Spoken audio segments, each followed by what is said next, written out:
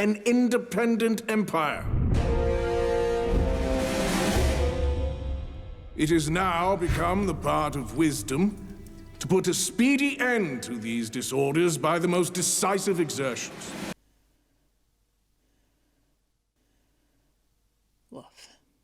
So by now, you may have heard that Darren Aronofsky's AI studio, Primordial Soup, has teamed up with Time and Google DeepMind to create a series of shorts for YouTube that celebrate the semi-quincentennial anniversary of the American Revolutionary War.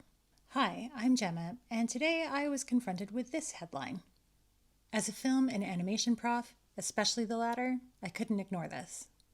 So my knee-jerk reaction was to rail against the idea, especially as I see so much amazing talent struggling to gain a foothold in an already hobbled industry.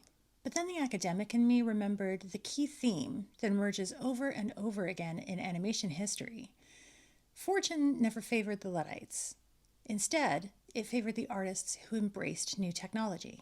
Animation history is full of talented artists and visionary producers who, when faced with the shock of the new, if they erred on the side of aversion, they tended to perish in total obsolescence. For example, in 1927, synchronized sound was introduced to the motion picture industry. Up to this point, films were silent and were sometimes accompanied by live performers, musicians, actors, sound effects people in cinema screenings. For really entertaining insight into the advent of sound, I highly recommend watching Singin' in the Rain. And I'm going to do a video on it at some point because it's one of my favorite films, so stay tuned for that content. Animation studios that were reluctant or refused to embrace the shift to sound, like Pat Sullivan and his Felix the Cat, were left behind, while emerging giants like Disney led the industry into this new cinematic era. So I had to reflect on my response. Was my aversion to AI Sullivan-esque? I mean, who am I to question Darren Aronofsky, who's a celebrated and multi-award nominated and innovative director who did things like popularize the Snorri Cam, among many other achievements. In his statement regarding his AI ventures, Aronofsky totally correctly points out, filmmaking has always been driven by technology. After the Lumiere brothers and Edison's groundbreaking invention, filmmakers unleashed the hidden storytelling power of cameras. Later technological breakthroughs, sound, color, VFX, allowed us to tell stories in ways that couldn't be told before. Today is no different. But then here's where his subjectivity takes over. Now is the moment to explore these new tools and shape them for the future of storytelling. It would seem like wisdom, but for the warning in my heart. By the way, Edison is actually the reason that Hollywood replaced New York as the locus of the American film industry, because all the other producers were trying to get as far away from him as possible. Anyway, Aronofsky's quote prompts us to recall that theme from animation history, that fortune never favors the Luddites, that it always favored the artists who embraced technology, not the technology itself. The technology was merely an extension of, and often a direct result of, the artist's imagination. And one thing that is clearly missing from On This Day, 1776, is artistry. As I shared in London, I admire your rhetorical gifts. There is no performance here. You arrive on our shores at a most It feels so automatonic. I think I just made that word up, but it's like watching mannequins talk. It actually reminds me of the Hall of Presidents when I visited Walt Disney World in 1991. Must be preserved in spite of the acts of any man or set of men. Nowhere in the world is presented a government of so much liberty and equality. To the humblest and poorest among us are held the highest privileges and positions. Our reliance is in the love of liberty, which God has planted in us. But those performances actually probably had more human input than these ones. So we've taken in that lesson that animation history repeatedly taught us. Fortune never favors the Luddites, but it does favor the artists who embrace new technology. But the key lesson that I always try to convey when teaching animation artistry is that the students, the animators, were conjurers. They create something from nothing.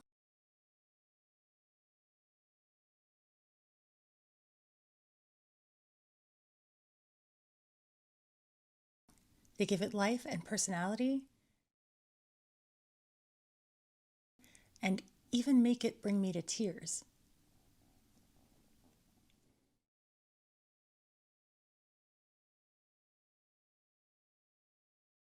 The presence of the artist or artists is the magic of animation. It's a whole performance. It's not just moving parts. AI can generate images, sure, usually by stealing from other artists, but it cannot, in my estimation, generate art. Art requires, at the very least, the presence of an artist.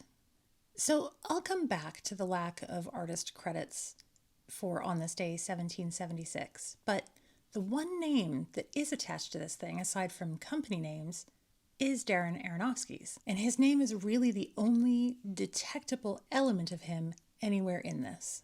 This is the director who both mastered and coined the hip-hop montage, which is an elliptical editing technique that compresses story time into a very small amount of screen time.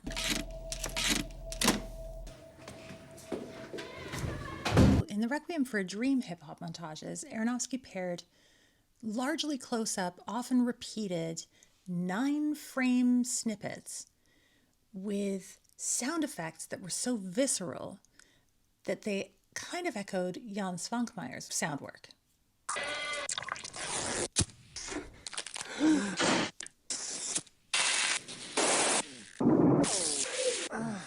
By significant contrast, the edits in On This Day 1776 are at best unremarkable and at worst look like choices made by unsupervised AI, meaning that the edits are just completely unmotivated. Mr. Payne, I am Benjamin Franklin's private physician. He has sent me to attend to your care.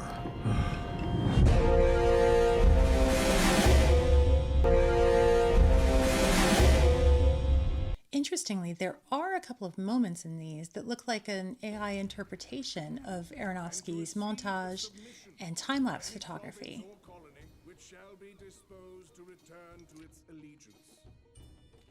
These brief and comparatively lackluster vignettes are the only suggestions of Aronofsky's, or indeed of anyone's, input. This shot is maybe the only one that would have been difficult to achieve with a real actor and traditional filmmaking techniques. Difficult, but not impossible. And the editing is far from the only problem. The direction in these first two On This Day 1776 episodes is non-existent. See that this gets to Mr. Washington. Seriously, where are these eye lines? He's ordering this guy's belly button, and the sync sound isn't. Mankind an ass for a lion.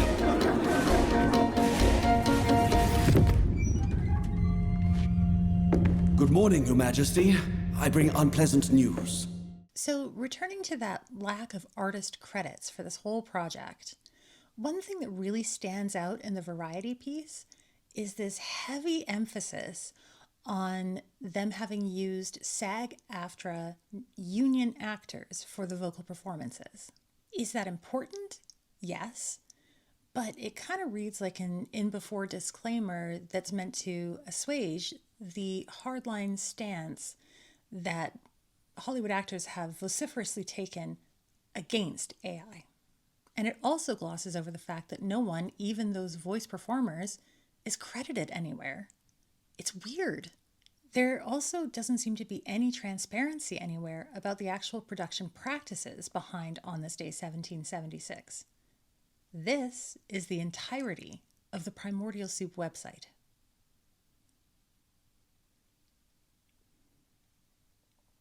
So the only reference to the productive practices of the studio that I could find was in reference to the film Ancestra, which came out in 2025. This film by Eliza DeWitt includes live-action performances and then some visuals that were AI generated. The information, which is just attributed to the companies behind these AI practices, it says, in the making of Ancestra, traditional artists, including animators, VFX specialists, concept artists, and storyboard artists, collaborated closely with Google DeepMind researchers, according to the companies. Here's the quote. By training models on original concept art and hand-drawn storyboards, the collaborative process preserves emotional continuity and artistic integrity, ensuring ethical AI implementation that upholds the filmmaker's vision. While this doesn't address the productive practices behind On This Day 1776, the suggestion here is that their generative AI model is not drawing from artists at large, that it's being fed specific information that is created by artists specifically for this project. But we don't know that to be the case. So how are audiences responding to On This Day 1776? Well, the comments are overwhelmingly positive. Psych!